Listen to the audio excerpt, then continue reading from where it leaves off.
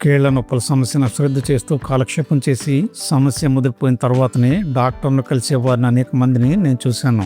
ఎంతగా అశ్రద్ధ చేస్తే కీళ్ల నొప్పుల సమస్య అంతగా ముదిరిపోతుందని, చికిత్స మరింత కష్టమవుతుందని, ఒక్కోసారి శస్త్రచికిత్స వరకు వెళ్లాల్సిన పరిస్థితి కూడా రావచ్చని వీరు తెలుసుకోరు. అందుకే ఇక్కడ చెప్పే లక్షణాల్లో ఏ ఒక్కటి ఉన్నా వెంటనే డాక్టర్ను కలిసి చికిత్స తీసుకుంటే మంచిది.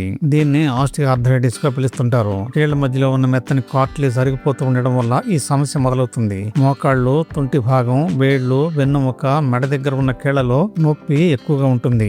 కదులుతున్నప్పుడు కీళ్ల నొప్పి ఎక్కువగా ఉంటుంది. ఉదయం నిద్ర లేచిన తర్వాత లేదా విశ్రాంతి తీసుకున్న తర్వాత కొద్దిసేపటి వరకు కీళ్లు బిగుసుకుపోయినట్లుగా ఉంటుంది. నడుస్తున్నప్పుడు కీళ్లలో టక్టక అనే శబ్దం వినిపించినా, కదులుతున్నప్పుడు నొప్పిగా ఉన్నా, కీళ్లు గట్టిగా బిగుసుకుపోయినట్లుగా ఉన్నా, మెట్లు ఎక్కడం, కూర్చొని లేవడం, ఎక్కువసేపు నడవడం లేదా నిలబడడం వల్ల నొప్పి ఎక్కువగా ఉన్నా, కీళ్ల దగ్గర వాపు కనిపించిన ఆస్టియోఆర్థరైటిస్ కు అనుమానపడాలి.